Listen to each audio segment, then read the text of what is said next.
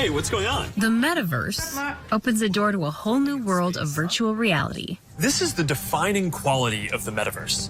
You're going to really feel like you're there with other people. But as some walk through that door, they're finding familiar problems, despite a promise from tech leaders like Mark Zuckerberg. Privacy and safety need to be built into the Metaverse from day one. This is something women have been putting up for decades now, and it's just an acceptable part of the internet. And my question is, why is it acceptable? For the past 5 years, Nina Jane Patel has researched how technology shapes our human interactions and the psychological impact of immersive experiences, but she still wasn't fully prepared for what happened when she went into Facebook's Metaverse platform, Horizon Venues. Within 60 seconds of entering, I had 3 male avatars surround me, and their male avatar voices very close to me, making verbal harassment, sexual harassment, and then taking photos of touching my avatar in what I can only call as a sexual assault in the virtual space. Our fight or flight response comes in,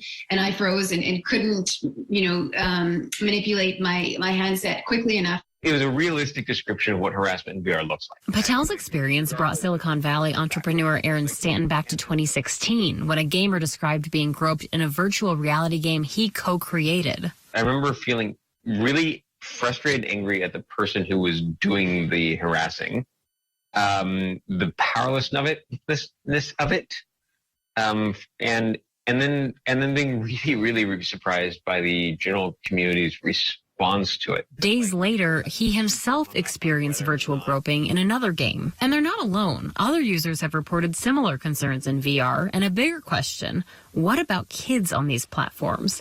Common Sense Media just released a report that found 17% of kids between 8 and 18 in the U.S. have a VR headset, and an even larger percentage have tried virtual reality. The same report outlines dangers for kids, including sexual content and abuse. The nonprofit Center for Countering Digital Hate released similar research in December. They spent more than 11 hours in a third-party program called VR Chat. They say they spotted bullying, sexual harassment, threats of violence, and more. Stanton says the VR tools can be used to combat the problems without just telling users to take off the headset. We have the ability with VR to interrupt the negative formationist moment, to replace it with something that makes you feel more capable. It should never happen at all, of course, right? But if it does, somehow you come out of it feeling like, yeah, you can handle yourself if that happens. In a statement to Newsy, Meta says they introduced a personal boundary in Horizon Worlds and Horizon Venues to make it easier to avoid unwanted interactions. That statement goes on to say they will continue to make improvements, including unveiling parental tools this month.